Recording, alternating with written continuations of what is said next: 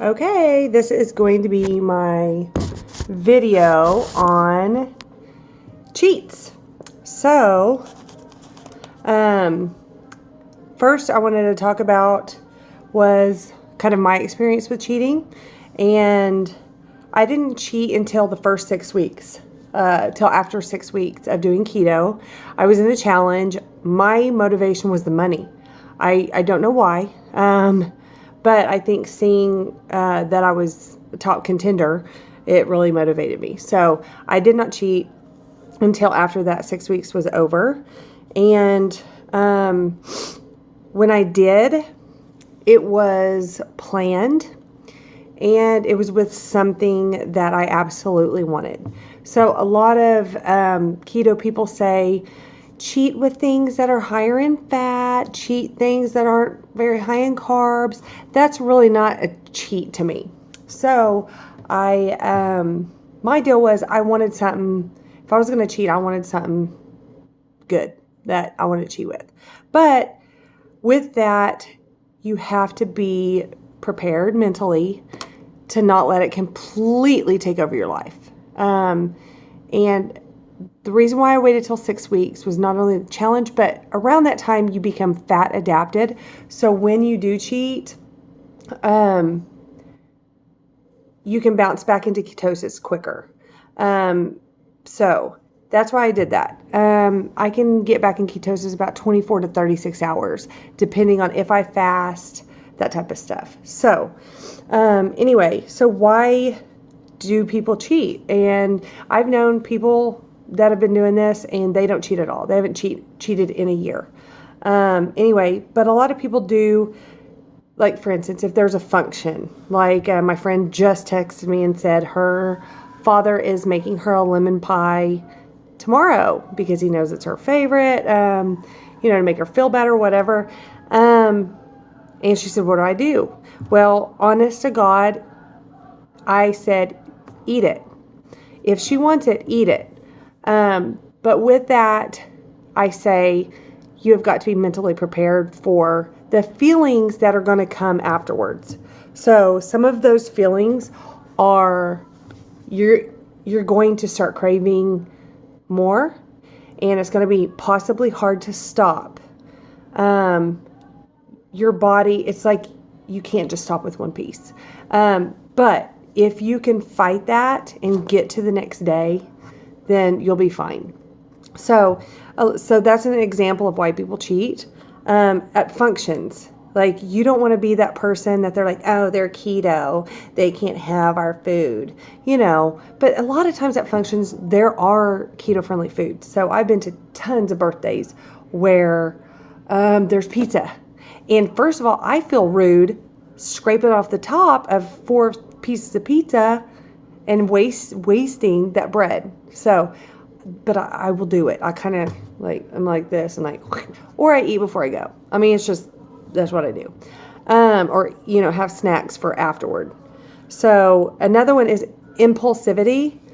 You do not want to cheat out of impulse.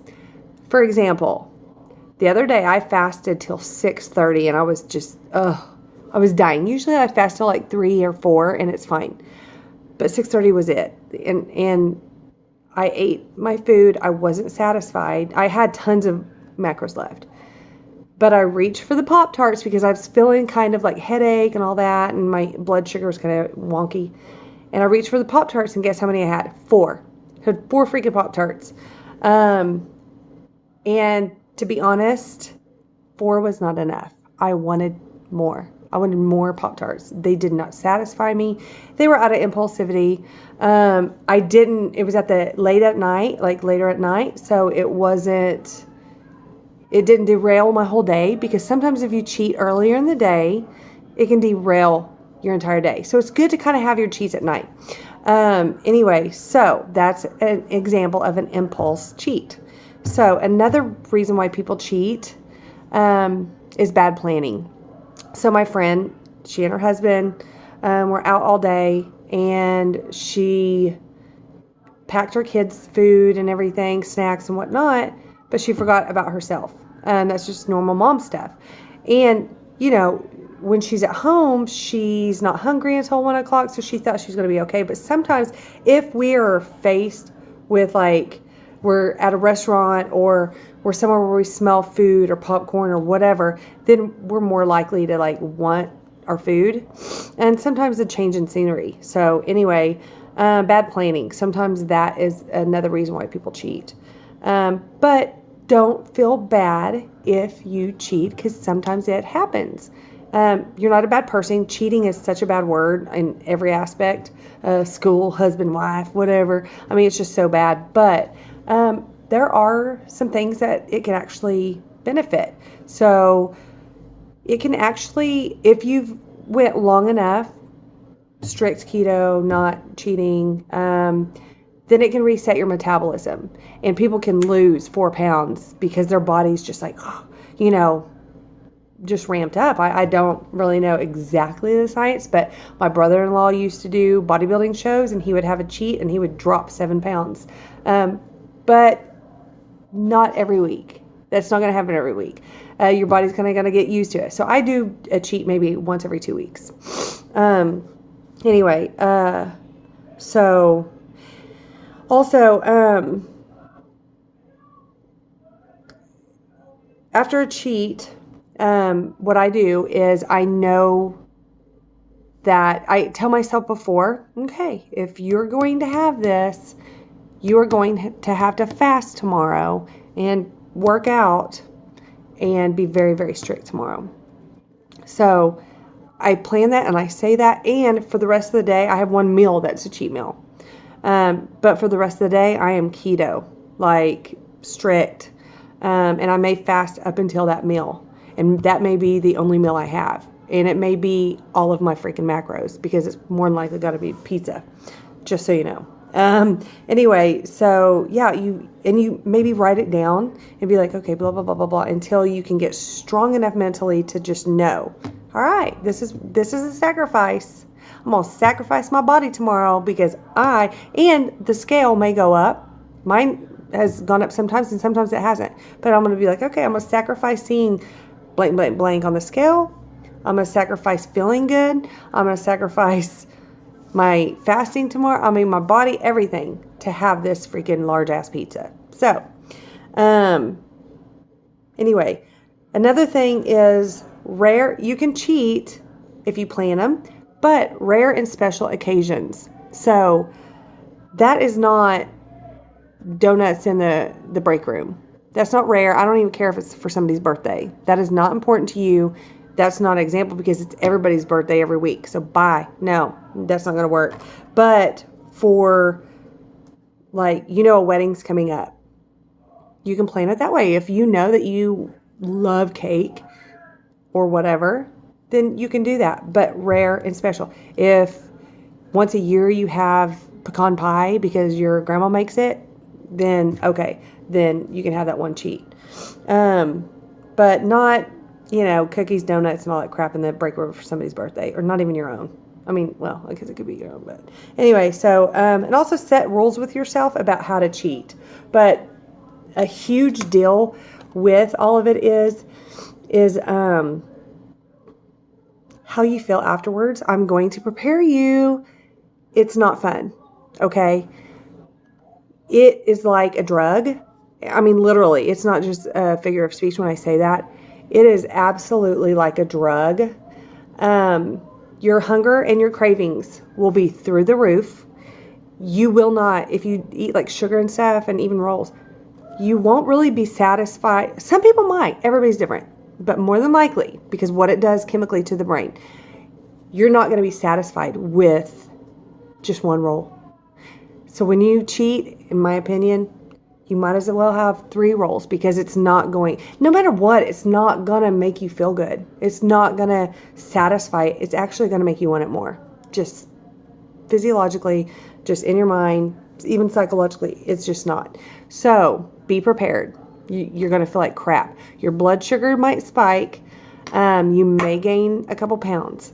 Be prepared to either not get on the scale for a couple days or see it go up. Sometimes when I see it go up, I'm like, girl, you gotta do something. I tell myself that, really. I'm like, all right, girl, you don't get to have blank, blank, blank, or you need to fast today, or you have to only consume blank, I'm just letting you know. So anyway, you may feel like nauseous, not very good. You may be sluggish and super tired. It's going to happen. But the thing is, you need to just give yourself grace because it's okay. Because it's not going to derail you if you don't let it. But I do not think cheat days are the thing. It's a cheat meal. Have something you absolutely cannot wait to put in your mouth. Anyway, also, if you want bread and you have like low carb bread or whatever, okay, so you could go have a hamburger with the bread on it, but then have some veggies. Don't if you want to do that, or just have the French fries, have that, and have everything you want, and a dessert. But don't have. I would have that as my dinner. I would not have that as my lunch because you have to fight through all that crap for the rest of the day. So come dinner time, you're still going to have those cravings. But anyway, and I think that's it. So also on the intermittent fasting, then you may need to consume like more fat at the beginning so that it holds you over. But yeah, like I said, be deliberate with your cheats. Plan them out. Know that you're not going to feel that great and the craving, it's not going to satisfy you because that's just how our body works. It's like drugs. Say you've been off drugs for God knows how long, and you're thinking, I just want one little whatever. What do they call it? Hit or swig. I don't know. I just want one little swig. Minute they get that swig, something happens to their brain and they want more and they're not satisfied. That is exactly what sugar does to us, and bread and pasta and all that crap. So just be prepared. One of my girlfriends, she's been doing low carb for a while. She's doing keto. She's doing awesome. She texted me the other day because her kid had surgery, and she said, I want to cheat so bad. And she probably was shocked that I said, do it. She's been doing this a long time. She's lost like 20-something pounds, okay? But then she lost quite a bit on keto, like switching from low carb to keto. Her body's fat adapted, and she deserves a cheat, kind of. Because when I say deserves, it's not because she's been a good girl, but it kind of is. It's because her body knows what to do. When she cheats, her body knows how to get back into that fat burning stage. So honestly, she will be just fine. She may not even go up a couple pounds, but just as long as it was her one meal. And I told her, I said, go crazy. I said, go crazy. Have it all. Have it all. That's my opinion. Other people may not feel that way, but whatever. I'm kind of rambling, but y'all get the gist of it. So anyway, they say cheat after a meal. I'm not like, this is my opinion of stuff, and then I'm kind of going off this, but cheating after a meal kind of helps you not overeat. So that helps. Cheat late in the day, like I said. Cheat with less sugar. I don't know what to tell you on that, because if I want sugar, I'm going to eat it. Cheat with added fat. That will kind of help you maybe not be hungry a few hours later. And then it says cheat with foods that matter. That's what I said. And then, like if you're going to work out, you could cheat before you work out. That kind of helps. But anyway, so the biggest thing is getting back on track. And learn from your cheat. Learn how it made you feel. My girlfriend that cheated the other day, I told her to. She's told me, I'm going to cheat. And I said, okay, well, this is what you do, and this is whatever. But I want you to track and realize how your body feels afterwards. And she said she feels like complete crap. She's tired. It felt like a drug, all that kind of stuff. But the biggest thing is forgive yourself. Don't beat yourself up. But just prepare yourself for, sorry, my hair is bugging me. So prepare yourself for the way you feel. It's going to feel like crap. And some people may be like, I'm good.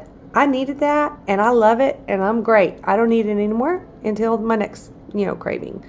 But the biggest thing is just give yourself some grace and forgive yourself. Don't beat yourself up, because when we don't give ourselves grace, that's when we are like, I just screwed up my whole diet. No, you haven't. Y'all been in this for, almost 4 weeks.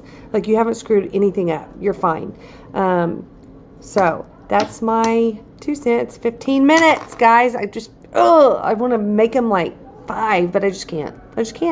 Anyway, keto on. We're going to do great. This next challenge is going to be awesome. I'm going to add more chicken recipes. This time was a lot of beef. And I would love to have you guys input on what you guys would like to see. I think I'm going to do some Instapot and crock pot stuff. So anyway, bye.